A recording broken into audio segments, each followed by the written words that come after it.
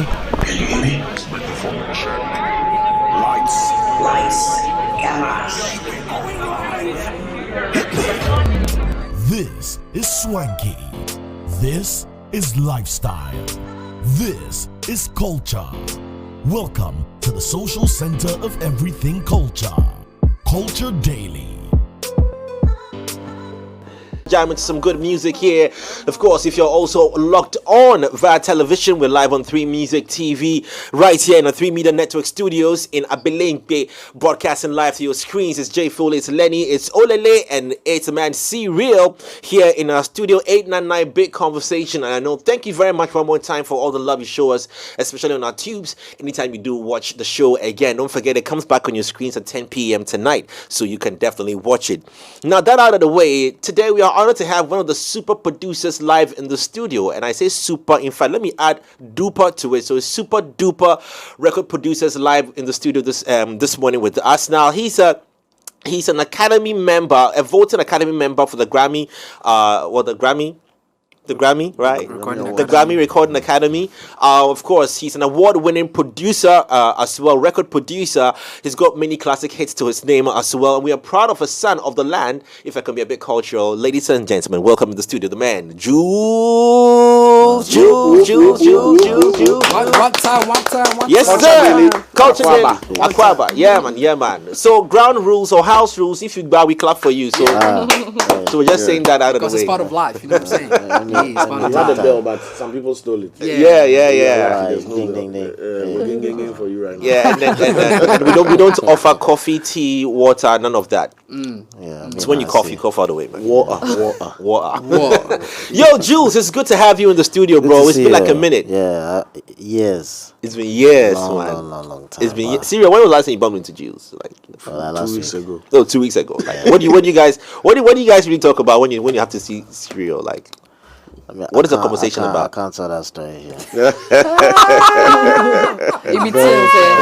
We have different conversations. I thought it was geared towards, the betterment of the Ghana music industry. We talk about that too. Oh yeah, you talk about that.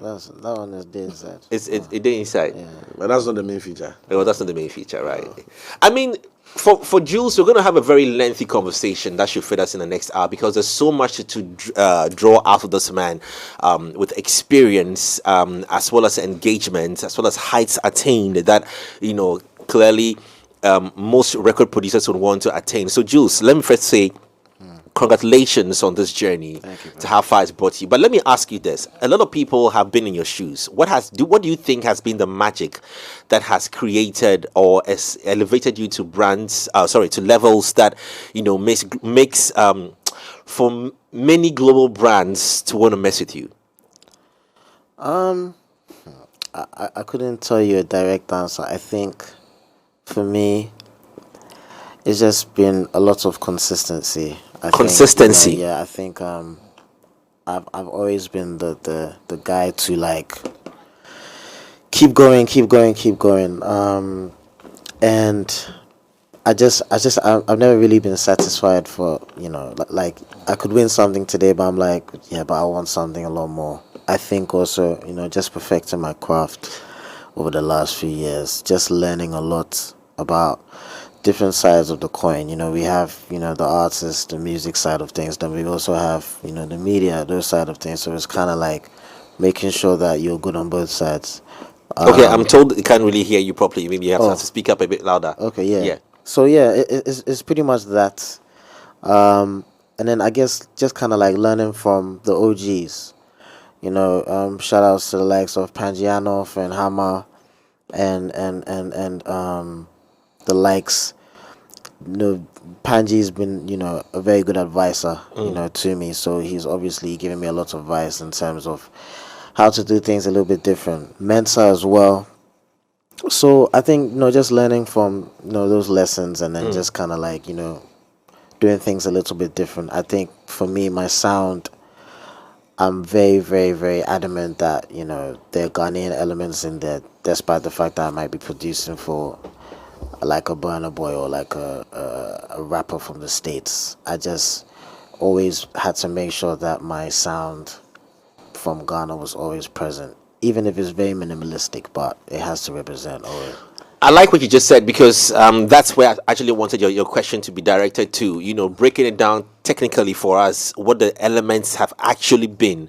You just mentioned one, your sound. We can just go deeper into it and then look at other things that you feel, decisions, discipline that you've taken that has really amplified, the brand. Because there are a lot of producers out there, who are doing things on a daily, but there is something that is actually separating the boys from the men. And I like the way you also give recognition to the OGs as well, who have been in the game. And then all these names you've mentioned are people who don't take who don't sell down their quality. They will do quality over quantity any day, so I can pick those things from them. But if you can still further break it down, you mentioned sound. Exactly what in the sound would you say are things that you look out for to make sure would differentiate a Juls from all the other people and would attract people to want to come and mess with you? I think it's definitely like I've always been a drum person. A drum person? Like drums. Like the sound, the African drums are very important. I mean, Ghanaian music, there's so many rhythms and there's so many sounds, but Highlife, definitely is something that I am. Please, can you amplify that again? Because there's a war in this room with Yeah. regards to what you just said. Did you guys hear what Jules said? Highlife. Did you guys, Ricky? He's acting as if he can't hear. Did you guys hear what Jules said? Jules, Loud and please, clear. let's expatiate. Let's open these keys up. You just said Highlife. on record Yeah. that high life rhythm is something you don't play with. Please tell us more about this. See, this war, like, I don't think it's even a war per se. I think it's just, I don't know.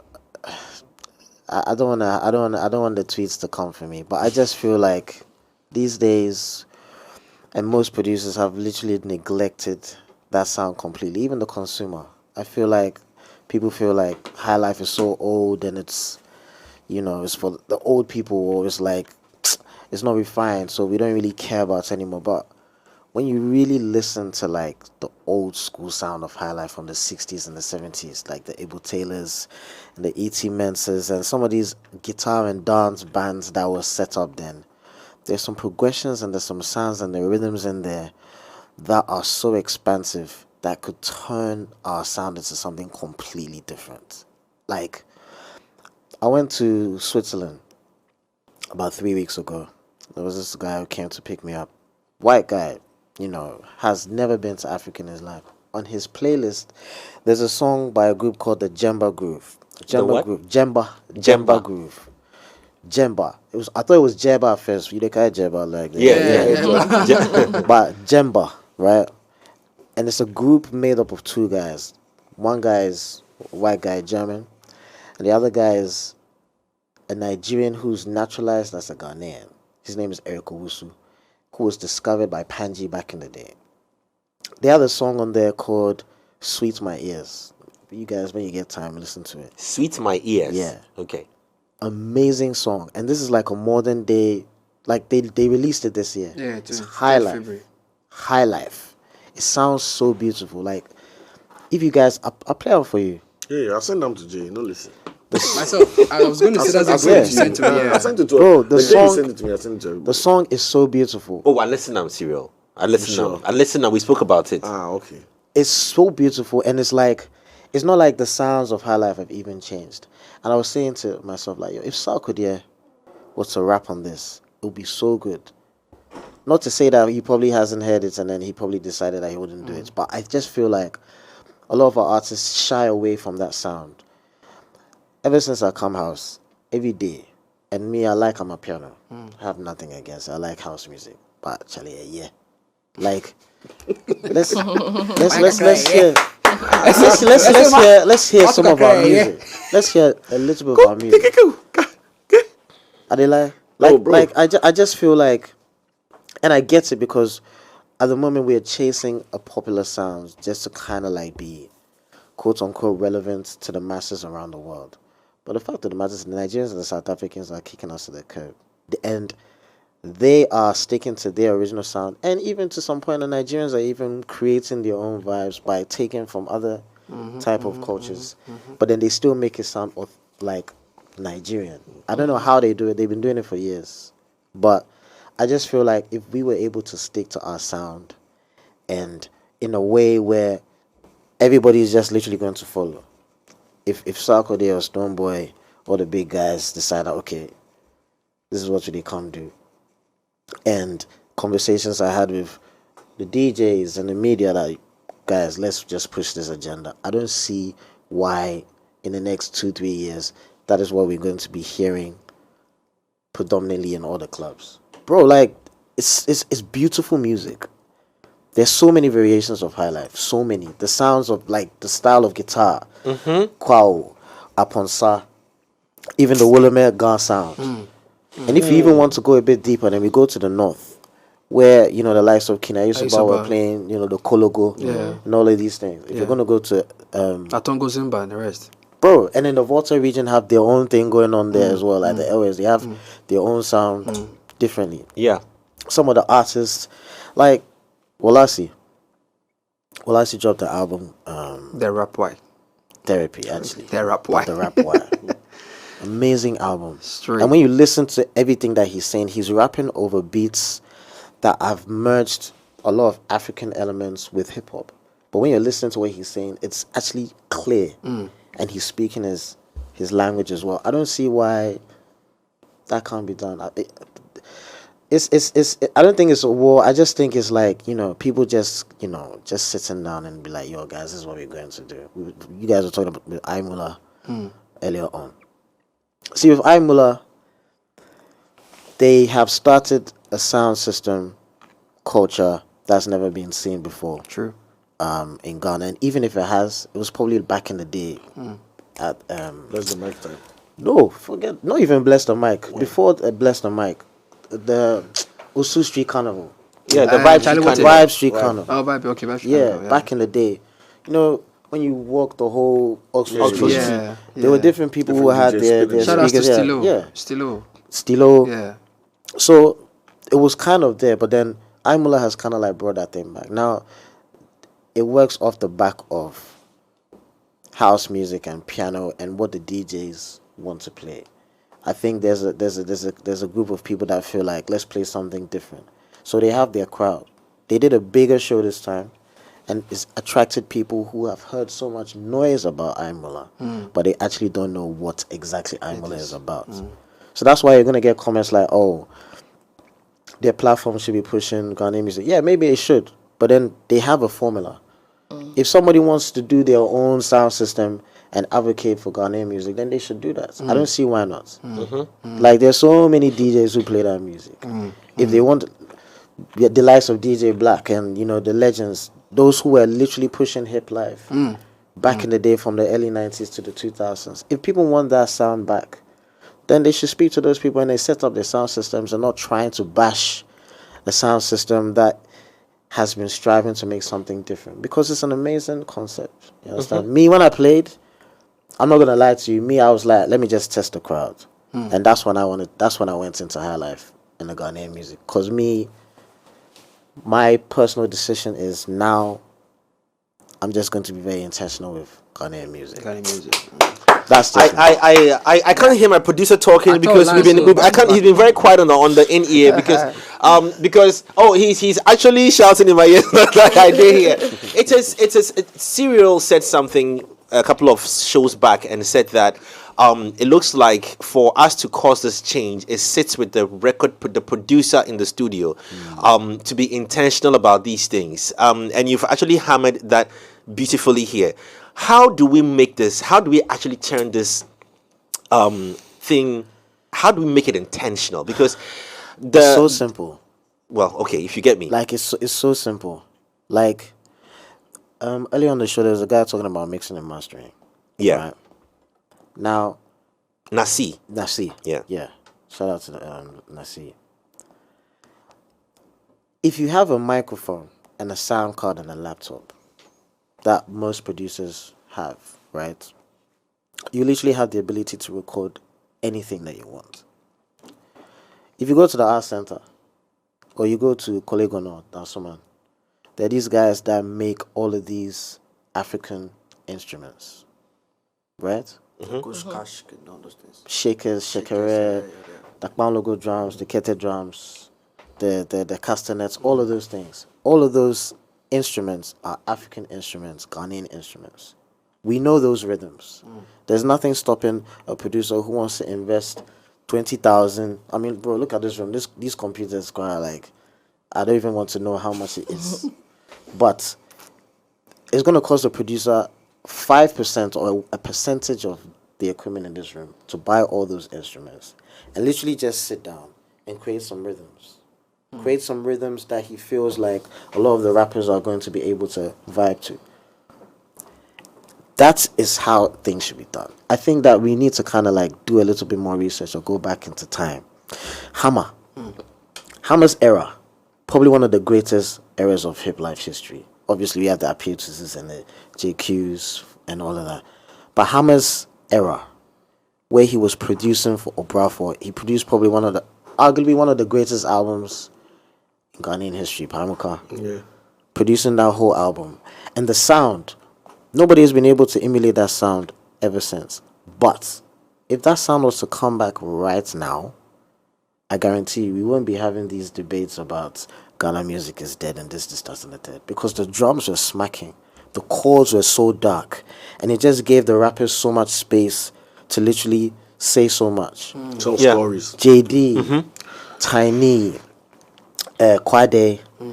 And even if we're going to go back, because we call Reggie Rockstone the godfather of hip life, when he was sampling all of these, African rhythms from Fela and, all of that. And even Mensa as well. All of those things were very authentic sounds. I just feel like sometimes Ghanaians, we kill our own genres quickly. We did it with Azonto quickly. And I feel like the Nigerians even tried to copy Azonto at some point. But you see, Azonto music was so unique. Nobody can emulate that sound. And nobody can do that sound better than Ghanaians. Oh. Nobody. EL, Inshona Like music. one black. All those guys, Guru, even Kilby's, delved into Azonto a bit when he did a record with Chris Wilder and all of these things, Bisa. So we just need to kind of like figure things out and say to ourselves, why do we kill our genre so quickly? I feel like there's no unity, we're not supportive of each other. One person wants to be the local champion and then better than everybody else. Nobody wants to really share the limelight. And even when somebody wants to share the limelight, and this is why I come and attack you people. Sometimes I feel like the media, it's like something so much needs to be done for you guys to get behind somebody. Like the other day, somebody tweeted something about we need to find that one artist and then we all push the person together. Right? But I can guarantee you, when everybody does that, and that artist starts to get a little fame, then they start pulling him down. We saw that with Black Sheriff. Evidently.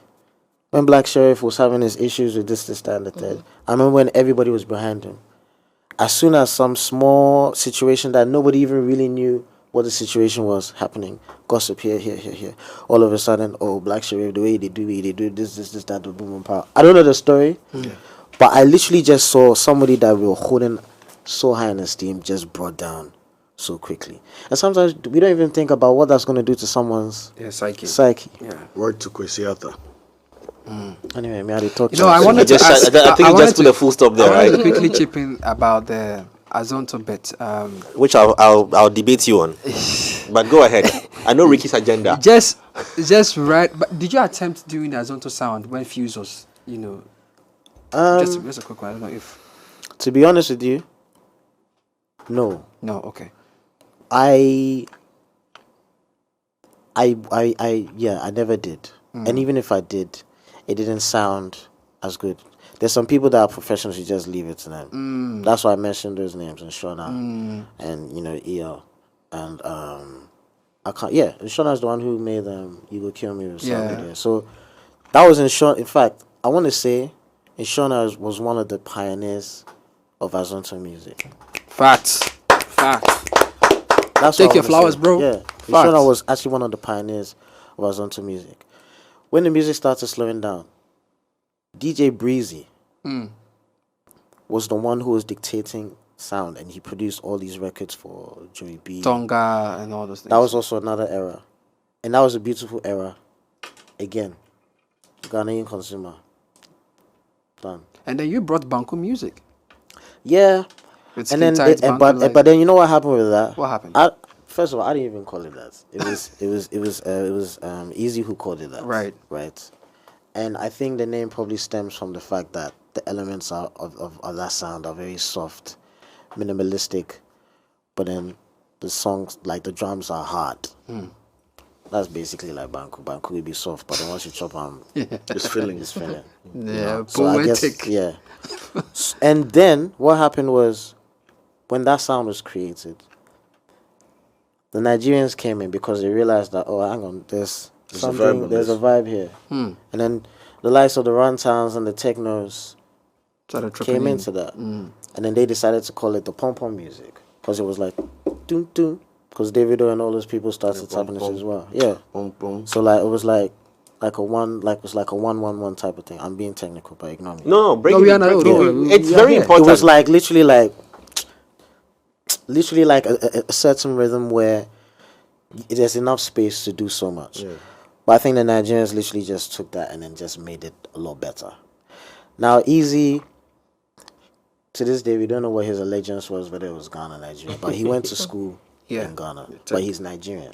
So he was able to kind of like get into that market quickly. And then that's when, things kind of like elevated. But you see, the type of person I am is, I can't make a particular sound forever. If I feel like there's a certain sound that's being not copied, it's just trending, I just have to say to myself, okay, I need to do something else, because it just becomes the same. So sometimes you need to have some dynamics. Sometimes there needs to be like an evolution of sound. But I always made sure that when my sound was evolving, that there are still elements of, Ghanaian. So when I started making records for Burna Boy and One Day Cole, if you listen to those songs, you literally hear the rhythm of the castanets in there. That is very reminiscent of Highlife, all of that stuff. For the purposes of those who may not really understand that, can you just break it down for us with those particular songs, how those instruments, were infused? Like, how can I break it down in a very, very layman term? Okay, envision Jama, Okay. right? Like Jama sessions. And then you literally have the claves. Yeah. And it's always like a 3. You literally just have your shakers and your shakers in the background as well. That's literally the foundation of a lot of the beats that I make these days, because it's just a high life rhythmic feel. And then I can slap anything else that I want in there. If I want to slap like some trap drums on there or just like some normal kicks, it's there. But then you still hear that rhythm within there. That's kind of like how I identify my sound. And when I was making these records with One Day Cole and Burna Boy, all of those sounds were in there. And I guess that's why they resonated with so much, because they really like those sounds. I don't know what it is with, maybe Ghanaians do like it, but I feel like maybe it's not even just about the music. Maybe they could make all of this music, but then it's just about them putting it out there. I think Nigerians are a lot more aggressive when it comes to pushing. Yeah, their because I was music. going to ask all the names you mentioned with the sounds that you introduced. First, Easy. Yeah. Then you have Burna Boy. Then you have One Day Cole. Is it that the Ghanaian artists at the time did not see, some kind of value or weight in the same sound? I mean, Guys, I think Jules has made you guys all speak so low. I mean, I can barely hear everybody speaking. I'm saying. Are you wild by the high life? Are you wild by the high life? We're going through a high life party. My man here is a Ghanaian, lived in this country, created or produced Yes. a sound that shifted Uh-huh. the culture, the soundscape in the music conversation. And the biggest takers were Nigerian. Yes, the names that he's mentioned Yeah. are Burna Boy, One Day Cole, and then Mr. Easy. amongst Yes. the host of other Nigerians. Exactly, and I'm even Runtown, if I'm not mistaken. So I'm asking myself Sweetheart. that, My brother. hello, like, Sweetheart. where were the Ghanaian artists when Sweetheart. our When brother brother was was making the doing this. records? Hello, Why aren't they sweetheart. jumping on Why? there? Well, I think Ifia jumped on one, if I'm not mistaken. She did a hook for She did a Skin hook. Tight. Yeah. Yeah. Sweetheart. Sweetheart. Yes. Sweetheart. Yes. The Ghanaian is not proud of his culture. we do not emulate our culture unless there is external validation. But Cyril, bro, sorry, it's a conversation. Just to take it away from you for a second. But we see how when the Ashanti Kingdom is celebrating its royalty, we see how people are behind it. We see how the Volta So what is that? Let me take you to cultural studies. Yes, There's a difference. Mr. MTP, that's the news we should give you. There's a difference. It's about to go down. Don't forget the statement. There's a difference between tradition and culture, right?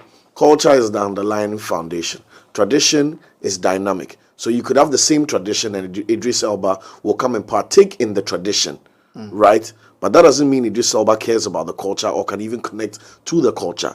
It will always be foreign for Idris Elba, even though he partakes in the tradition.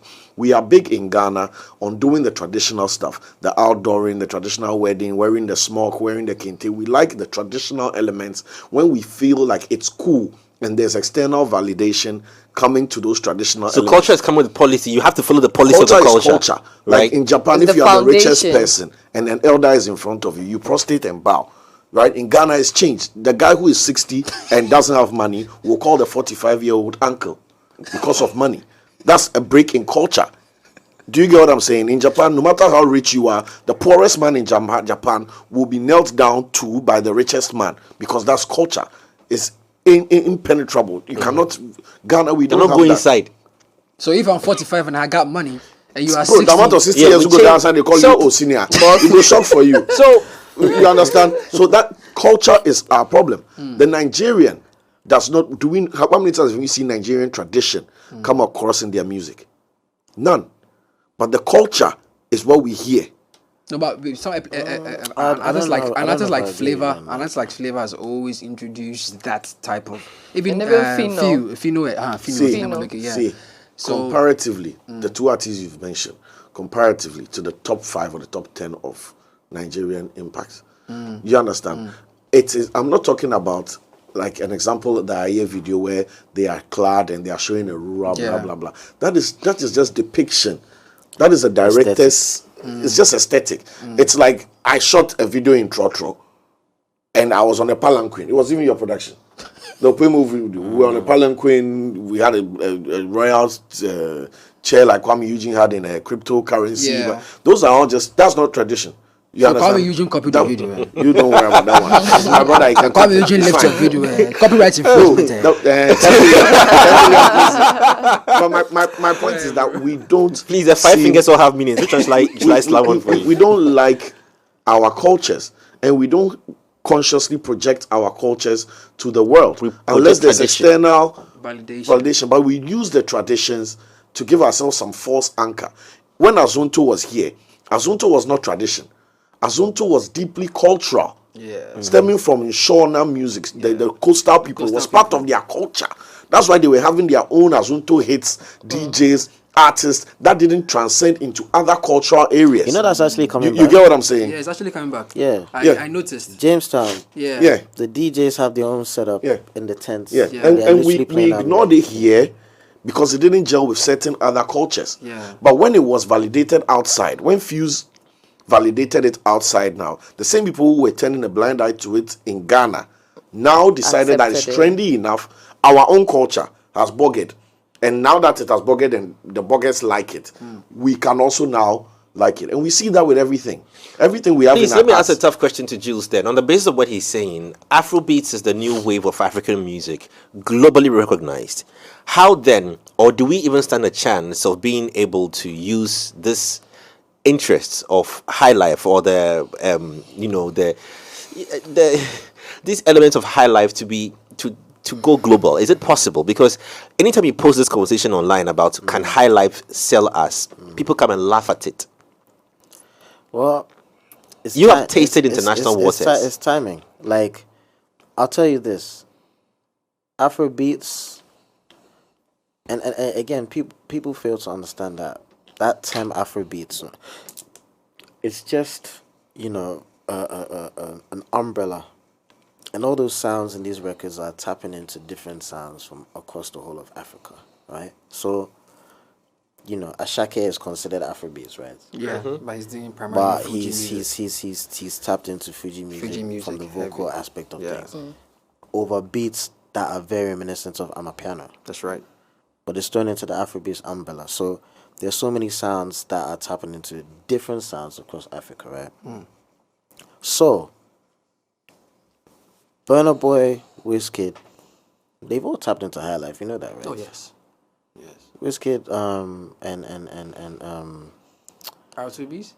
when Wizkid sampled Ahumkawum, VIP, and Wizkid's song ended up being bigger internationally. Ahumkawum is our Within the continent. it's our Ghanaian it's one of our Ghanaian anthems. Right.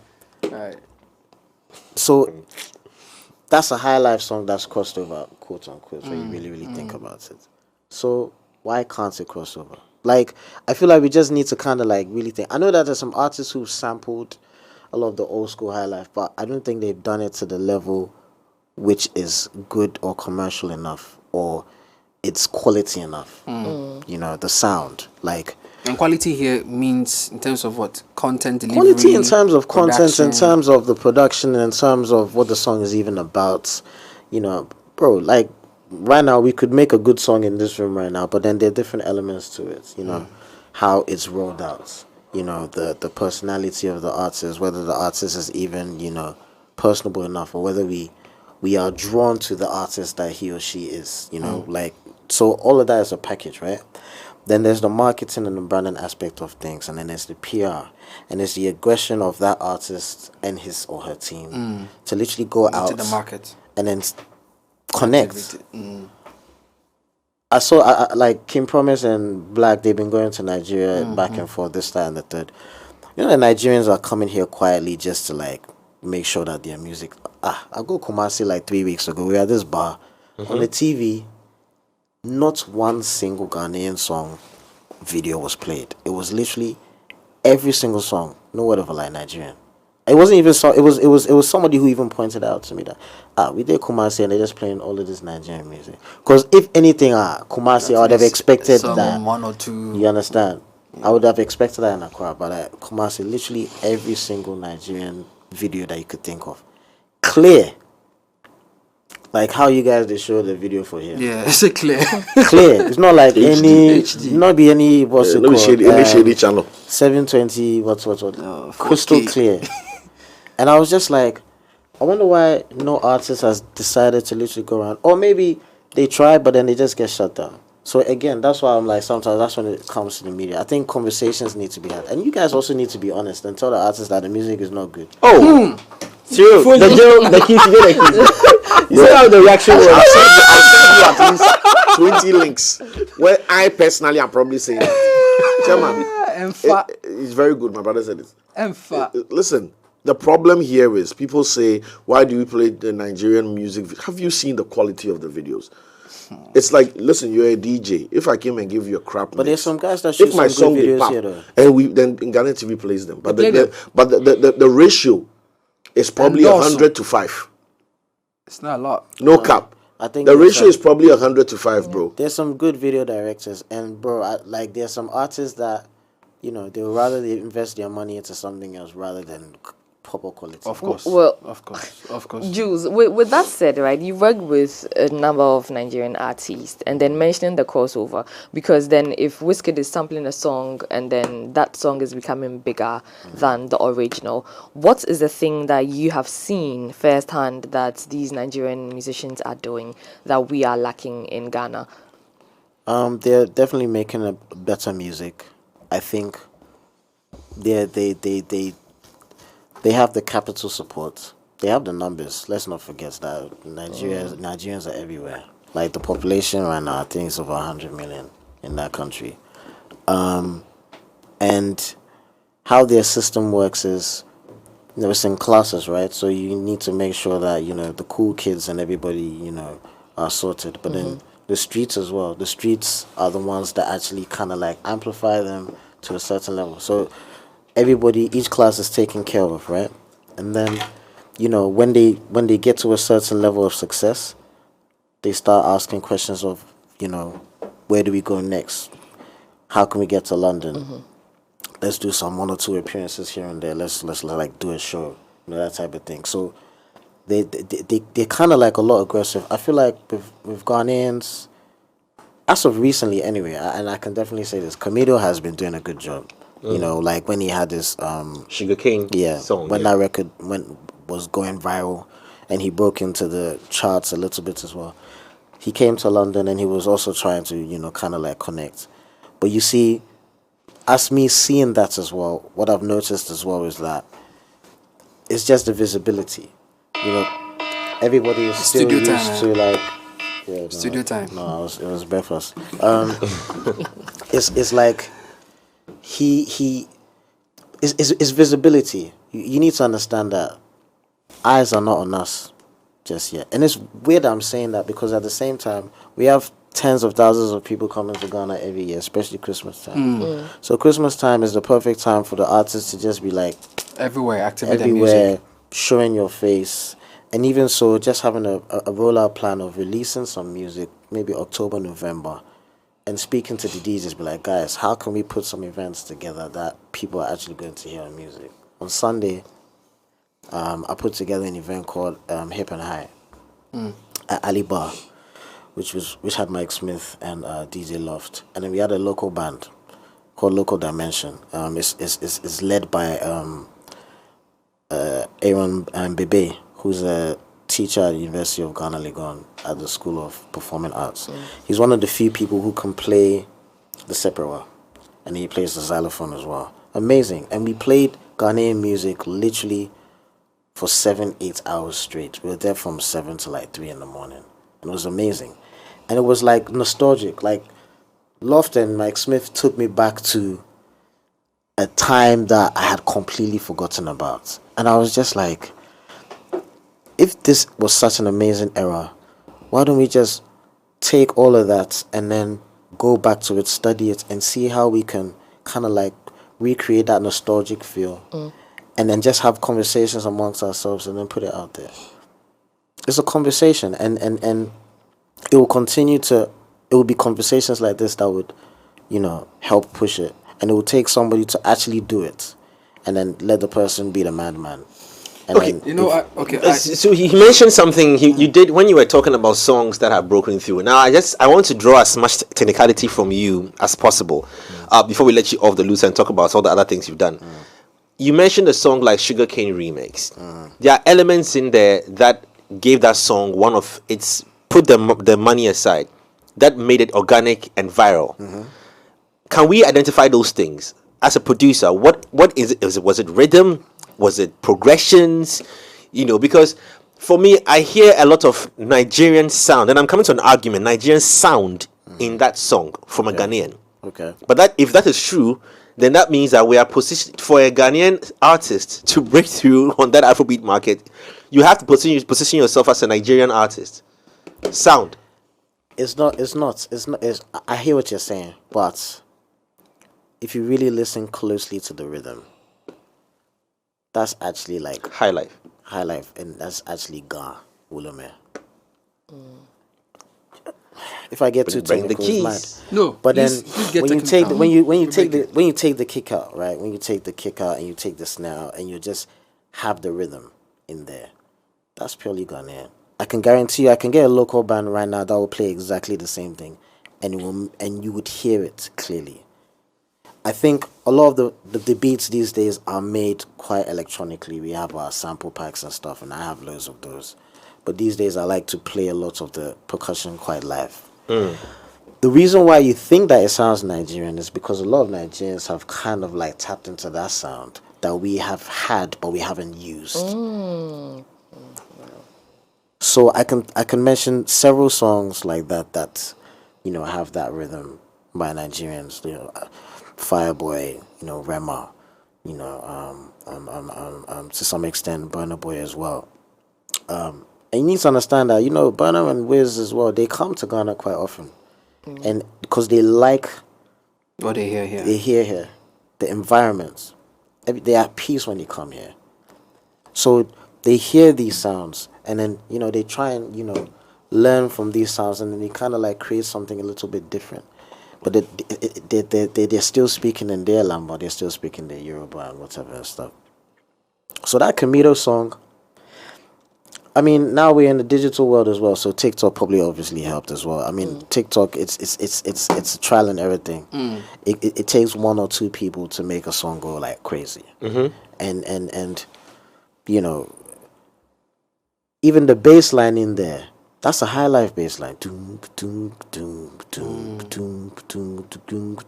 That's a Highlife progression bass line. So, you know, maybe it got a lot bigger as well because of the features as well, because Maya Kun is on there and Darko, yeah. So that's probably projected it because those guys have, you know, some star power attached to them as well. And I mean, Camidoh by himself. Oh, and Kim Promise is on there as well. Yeah. So, you know, it still makes it very much Ghanaian anyway. And I like how I even just clocked now. It's actually quite strategic because Camidoh's team, or probably Camidoh himself, made sure that there was Ghanaian representation on the remix as well. So it doesn't look like I'm just going to the Nigerian side to let it enter. You understand? Yeah. So that's one of the songs that have crossed over to an extent. And I know that they probably had like, you know, a lot of financial backing literally just to push that song. And, you know, maybe it was just a moment, but you just have to keep on trying.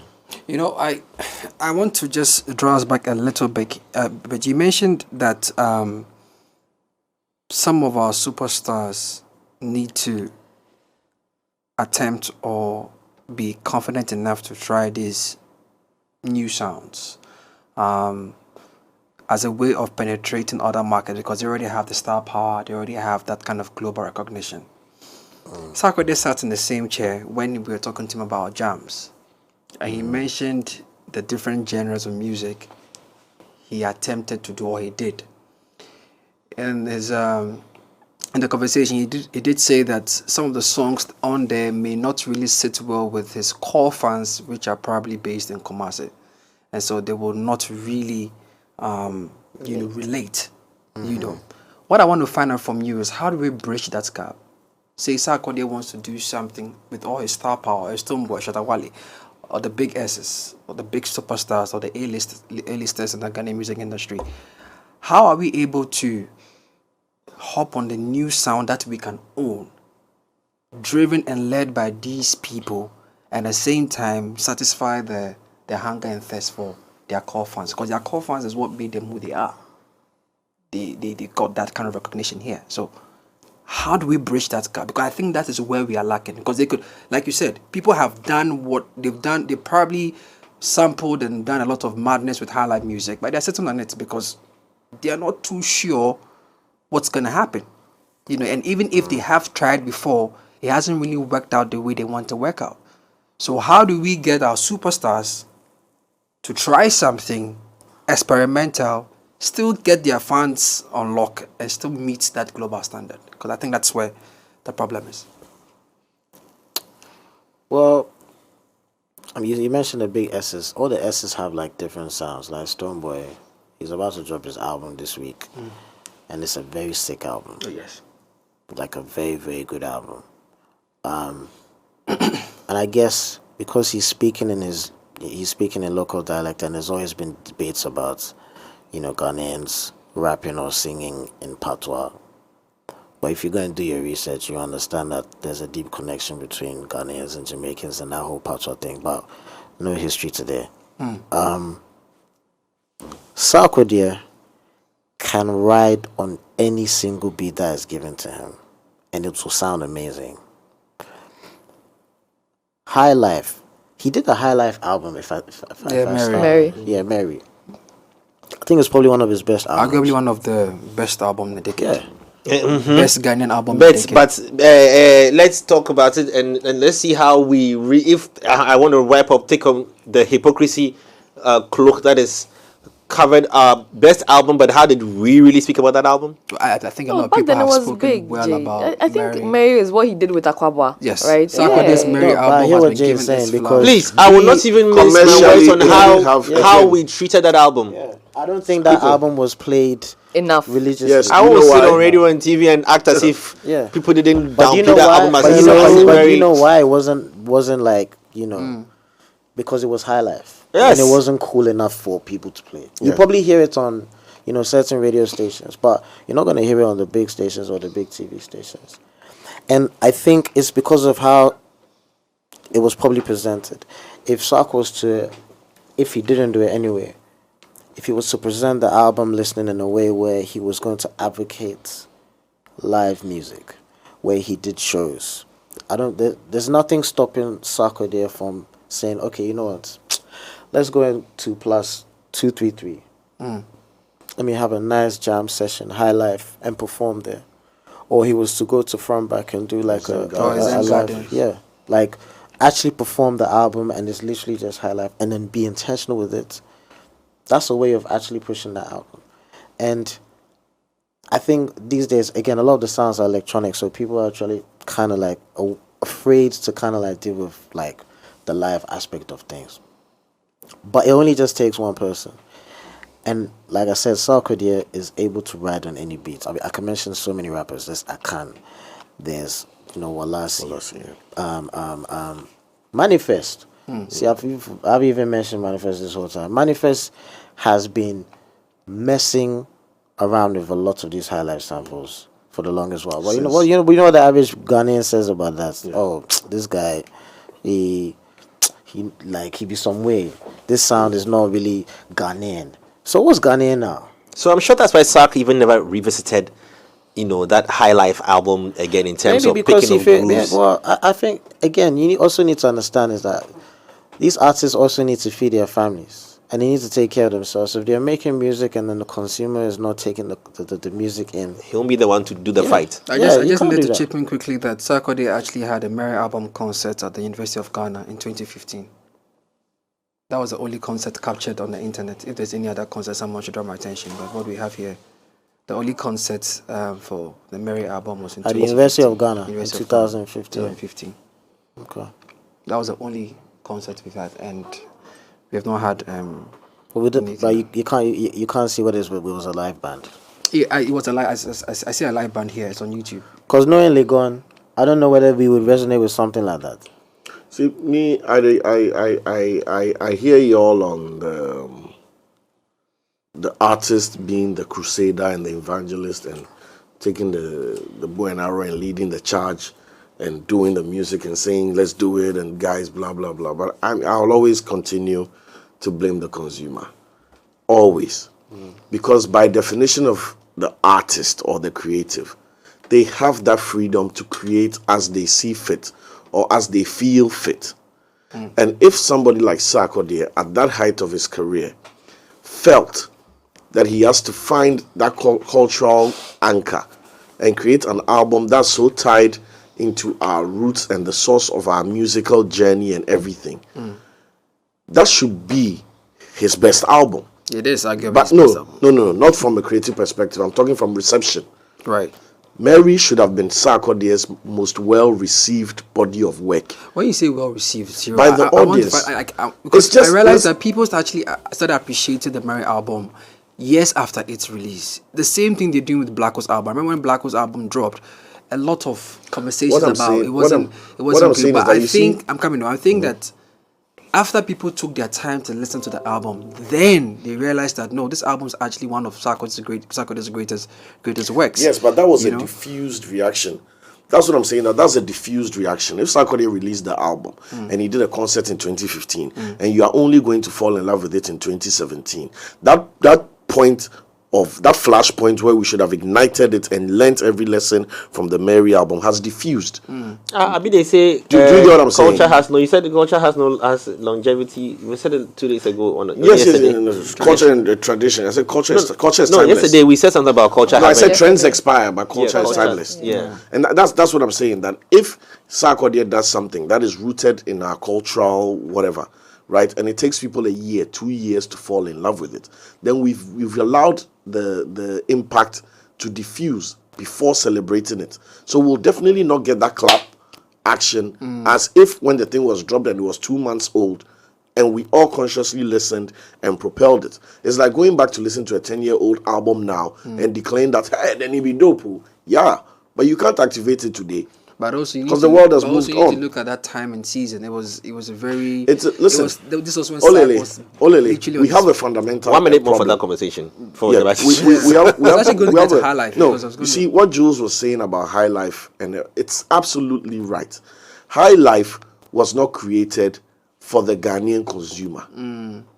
Highlife in itself is fusion. And Highlife came to life when we had colonial masters.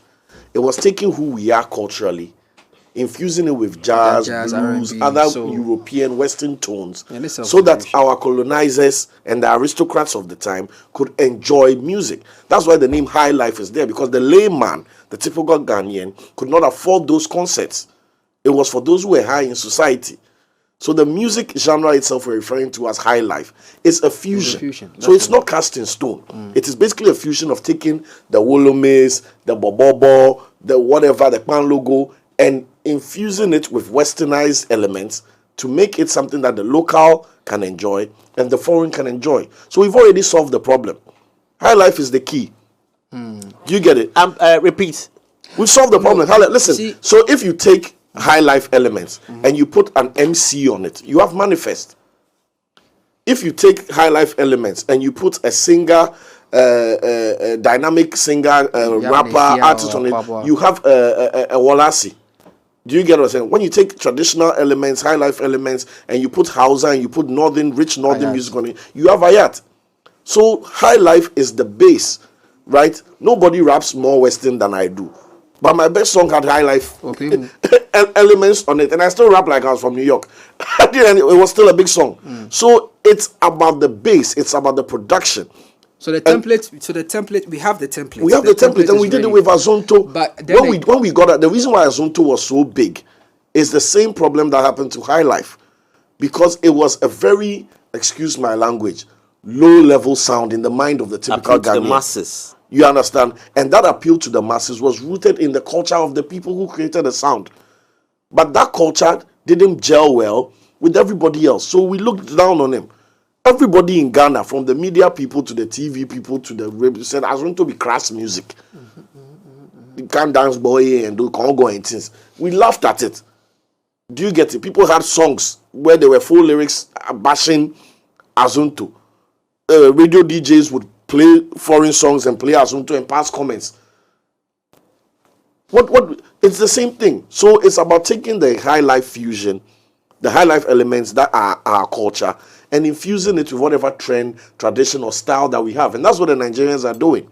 They are taking that and putting the Nigerian style and trend on it. I promise a minute, but yes, I mean, wrap it up at 50 so that we can go into just to bounce off what Cyril is saying.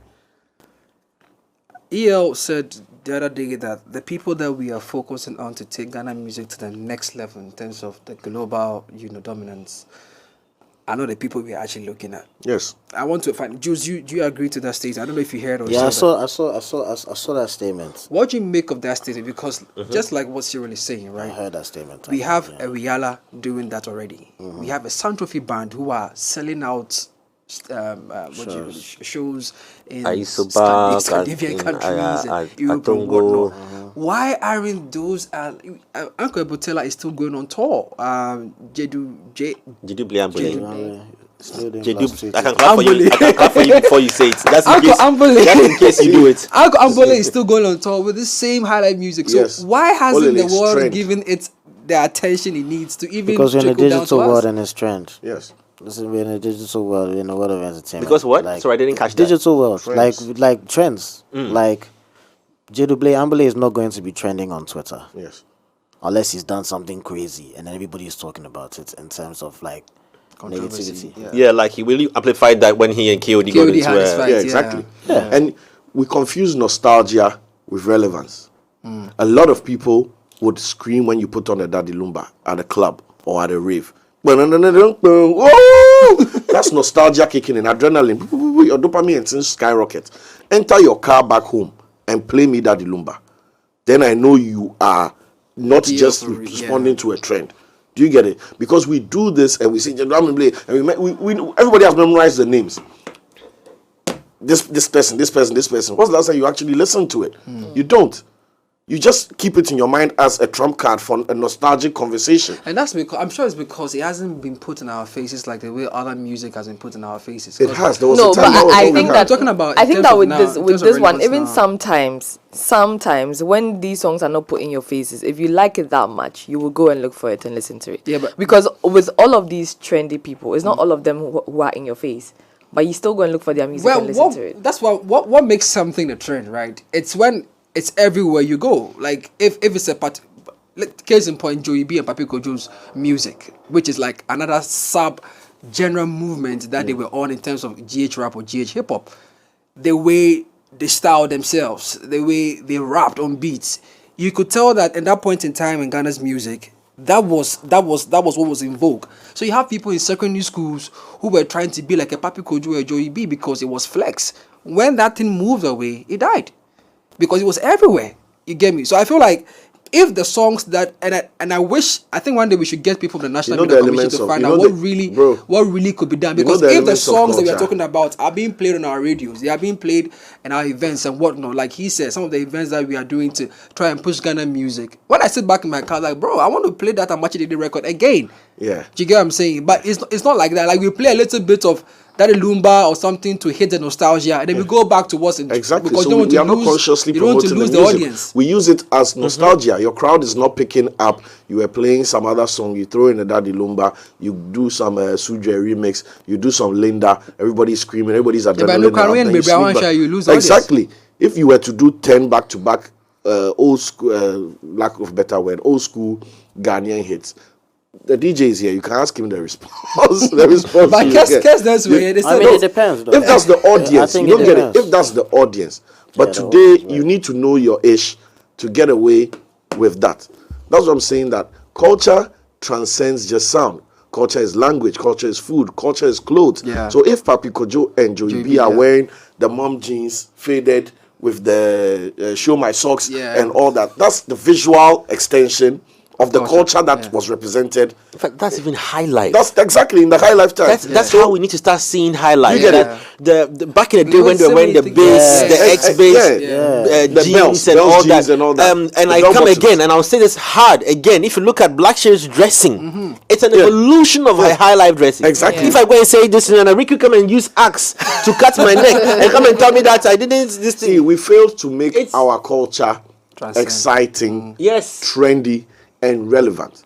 And when other people invest in their culture, then we keep asking what's the magic element. The reason why the Nigerian man can take anything in the world and make it pop is because he takes the excitement value of it, the excitement of it, and he applies it to his Nigerian culture. You cannot be in Accra from Hohoi and have I will never be able to emanate that Nigerian culture. It is not me. I even hate talking too much Nigeria, but you can understand now that about 90%, maybe my stats might be wrong, of their songs are sung in their local language, and we have us singing the song. I see girls jamming and dancing at the names of the bars. Please help me out. Guys, at Umbrella, is it Umbrella Rock? Where did they go? The place? Bro, I don't even go there. Garage. Umbrella. There's another Umbrella place. I know which place had the Umbrella Rock. It's Umbrella Rock. Umbrella Rock be where you go in the tourist site. Which place? Which of the bars have got Umbrella? Garage. Yeah, Umbrella Rock. Yeah, bro. I hardly go out. I hardly go out. Doesn't go out. Not because it's not a good place or a bad place. Something, but me now, actually, your place. I'm my mind day with different place. You understand?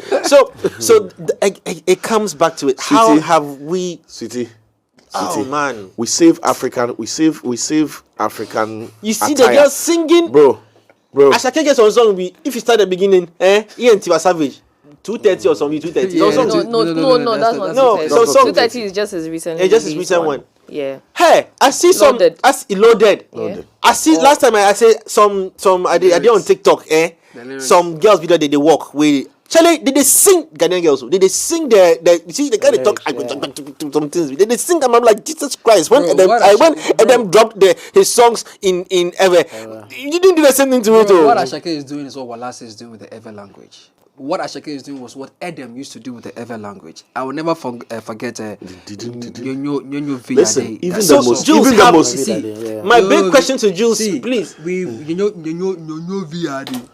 Apologies Listen, for butchering that. guy, But yeah, we've seen it before. when It's just that we haven't Sarkodie amplified broke it. onto the scene and was representing his culture and speaking the language that is dominant in his culture, our first criticism of Sarkodie was that he should try and rap in English. Hold it right there. That's the first Jules, thing we said. have When Edem record started in producers- Ewe, the first thing we told Edem was that I remember Edem he should should try and rap in English. Small, When, so that- the Hausa, the northern, Makasio and this guy. all of them, Yeah. they should try and rap in English. but even with once that, we are it's not- presented with our own culture, our instinct is, why don't you modernize it and westernize it for a larger audience? As you But know, the North last to do song with Sark. That one was a big hit. This guy. fancy. Fancy Adam.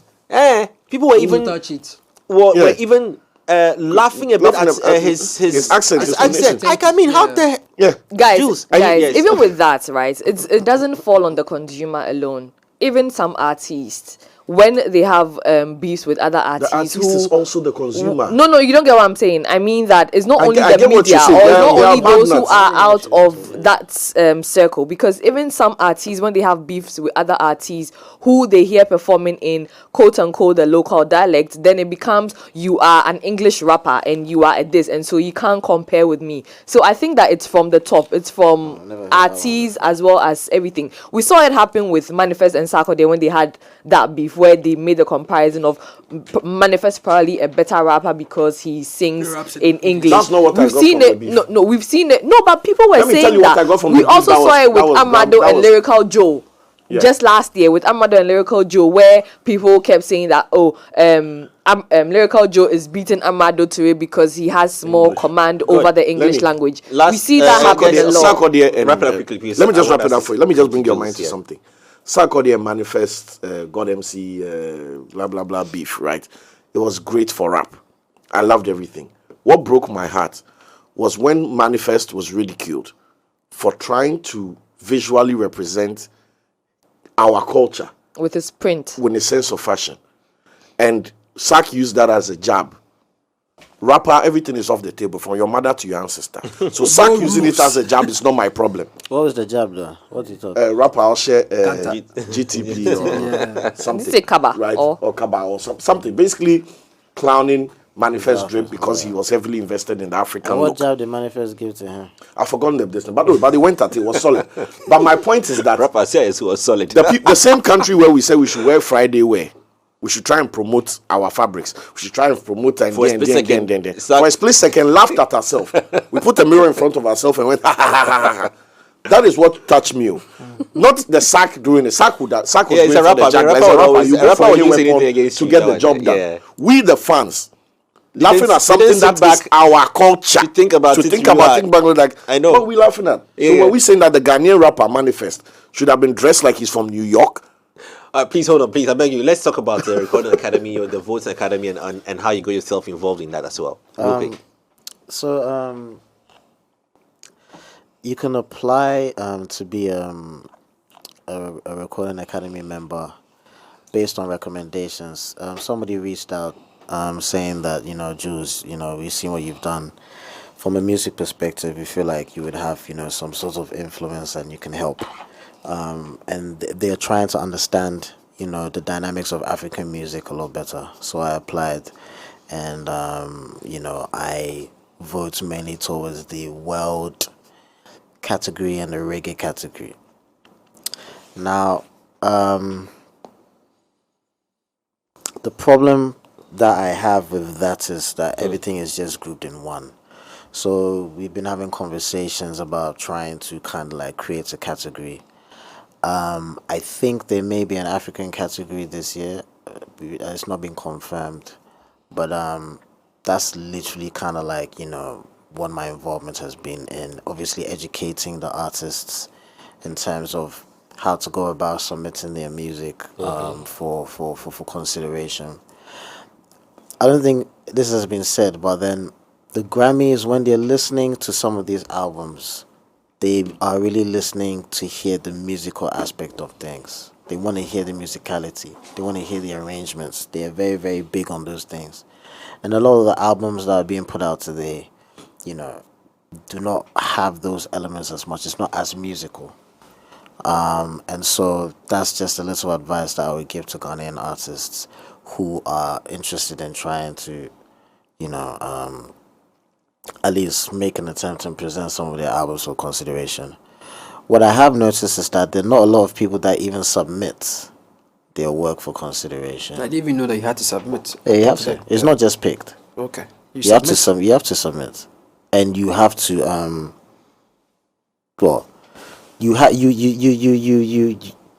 you have to get a recording academy member to submit on your behalf. Right. Okay. So, for example, Kim Promise dropped, his album 5 Star. His team will be like, "Yo, Juls, have a listen to this album. What do you think?" It's up to me to decide whether I'll put it forward for submissions, and I get a total number of about 2 submissions each. Oh, yeah. Okay. I can only submit like 2. So it's important to kind of like do your due diligence and your research to find out how many recording academy. No, not even just like how many recording academy members you can reach out to who are in that world space, that like the world music space, and then just kind of like pitch. And at the same time too, if the music is really good, it's a no-brainer. Somebody would have submitted it already. And it's not even just the recording academy members that submit as well. Labels, distribution companies, radio execs, they make submissions to the Grammys as well. So then we have a whole list of albums, and then we just kind of like come together and vote. But we have to listen to all of those albums. Wow. Yeah, and it's a lot. Last time, averagely, how many albums are you listening to per Grammy? Well, the last one we had, I shouldn't even be saying the whole thing like that, but there were about over 150 submissions, and we had to listen to all of those albums. I remember listening to all of those albums you have to listen to all those albums. So often, when you want to do that, where do you go? Do you take a break out of the studio and everything? I listen to the albums in the studio because we're all online listening to it. Okay. Wow. That's one way of doing it and stuff like that. But then, there are different ways which each other department, they kind of like make their selection. And it's a lot of albums. And there's a lot of good music as well. I think Africa's in a good place because we've had a lot of our music being represented. Because don't forget, world music is not just Africa. It's Asia and even Americas to some extent. Australia, all of these places. So we're doing quite well. That's really apart all I from can we are at myself. Hey boss, my boss, you used to cut me. Apart from Roku Dawuni's music, obviously that's been like the poster child for Ghana at the Grammys. Has there been any other Ghanaian album or Ghanaian song that found its way into, consideration and then didn't make it? I don't know if you want to mention. I don't even get to that's above my pay grade. Like I don't even get to that bit. I just give my votes and then that's it. But what I do is I just hit up the artists like, guys, submit, do this, do that, whatever. All right, Juls, man, we could sit here till tomorrow if we had to. It's been a good conversation you had, and for me, the highlight of the conversation is the Highlife, and I'll so drum it each and every day. And I love the fact that you're being intentional about it because the bedrock of all the sounds you're hearing coming out from Africa, you can actually pin it down to Highlife in there. And if we're all intentional about it, I'm very sure we can, in the next 2-3 years, like you said, we can create a new conversation. Absolutely. And for me, that is the hard part of this. So thank you so much for being a guest on the show this morning. Before we jump out of here real quickly, are you ready for a once in a lifetime experience, holiday experience? Now then it's time for you to make it to South Africa next as your next destination, to write your own travel stories while exploring your stunning hidden gems. Now remember, we brought in the area girl. What's her name? I forgot it. Area girl with branding. Area what? Area girl with branding. Yeah, she had been on that trip as well. But now it's time for you to make it happen for yourself. So guess what? South African tourism extends an invitation to you to explore their picturesque country, I beg your pardon. And you can their sunny shores and their stunning landscape. Okay, so visit the country and find diverse experiences such as culinary delights, cultural tours, adventures with your loved ones, and amazing shopping sprees. Easy does it. Own the moment in South Africa. Just go to southafrica.net to find out how. And on back of that, Jules, thank you so much one more time to respect to this invitation, and to the team as well. Thank you for making this happen on a Tuesday edition of Culture Daily. And we are out back again tomorrow. Back at the repeats tonight at 10 p.m. Have a good day.